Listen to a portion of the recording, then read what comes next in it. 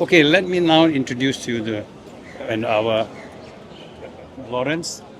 Now, Lawrence is quite unique because when he introduced him to me, I noticed actually he was working a lot overseas. Then when I went through his portfolio, I noticed he will be a very useful person in Parliament because of his knowledge. He has worked in India, he has worked in China, he has worked in UAE, and where else? Yes. Yeah. I chased him for all the details. But the point is, a party must have a real mix of talent. So I asked him, and he agreed, and he is going to, I think his experience will show to the government what are the things that's happening outside that can affect our country here because of his knowledge of his involvement in investment, your investment. Yes, sir. Yeah, what else do you do? I advise on mergers and acquisitions. Yeah, mergers and acquisitions. Not many of us are very well familiar with this. But these are important things now happening in the world.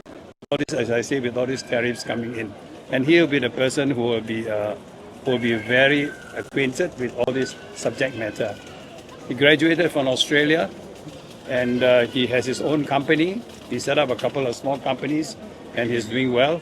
So now he came back to Singapore and the Singapore Federation, Manufacturing, so many names, he must forgive me. Singapore Manufacturing Association took him as a Secretary General. Then he left and came to join us.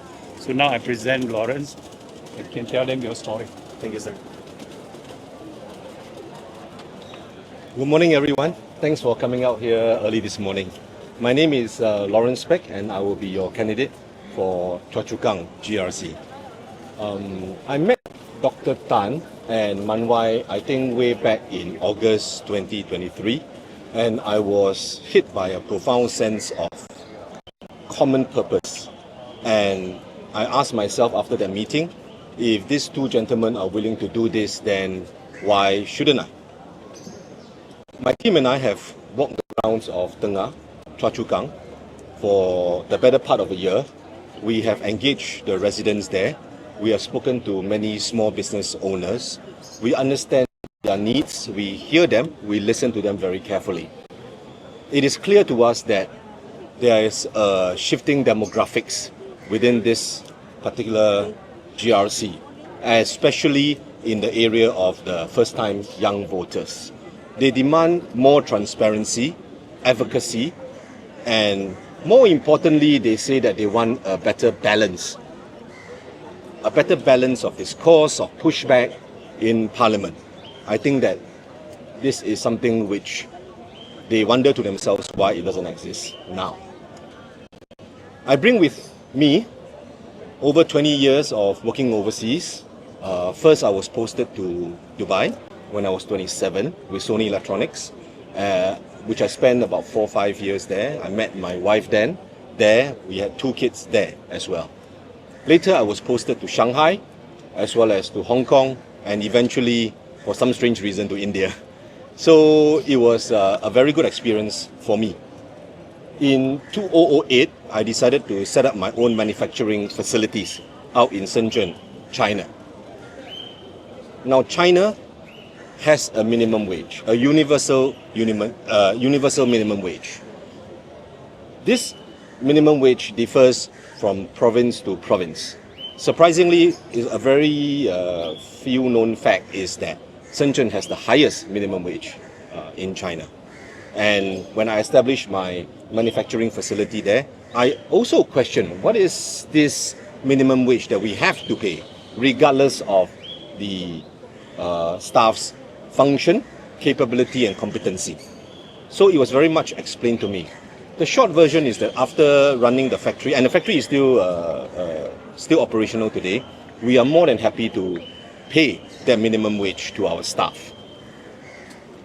The Chinese government has this minimum wage for 2 primary reasons. Number 1, it protects the local workforce against very difficult, very demanding, and sometimes, yes, unscrupulous employers. Secondly, it protects its local workforce against a very high rate of inflation. I think that we know that there was a period of 10 years where China was growing at about 8 to 9% a year. So their cost of living is also rising rapidly. The Chinese government uses that to protect its local workforce. I think that sounds rather familiar. So I think that it is important to also note that the Singapore economy is an extremely open one. We are price takers. It is open. We cannot stop, nor should we, the influx of high advanced technology products like 4K surveillance cameras that can spin 360 degrees, cleaning robots that we can sometimes see. I saw a lot of tray return robots. I think at Coffee Bean they have that, yeah, also, as well. And then there's still quite a lot of automated processes and products out there that will be coming into Singapore. Singapore is a country that embraces digitalization, embraces technology. However, a lot of that will bring a lot of pressure to our middle class, middle-aged workers at 35 to 45 years old, or maybe even 50 years old. When you have to come home and you tell your wife, your mother, your children that you have been asked to go, it is traumatic.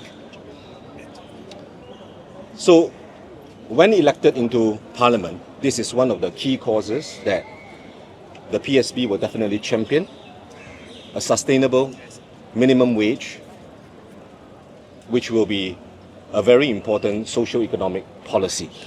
Yeah. So allow me to speak a little bit in Chinese. I've been asked to, so okay. All right. Please excuse my accent. I have a little bit of a accent. So 大家好，今天早上的话呢，我们前进党，我们几位候选人。今天来到这里的话呢，希望跟居民交流互动，希望能得到这里的居民的支持。这一届的大选即将来临，希望大家可以投我们一票，执行他们一个很重要的一个5年一度、4年一次的这个选票权。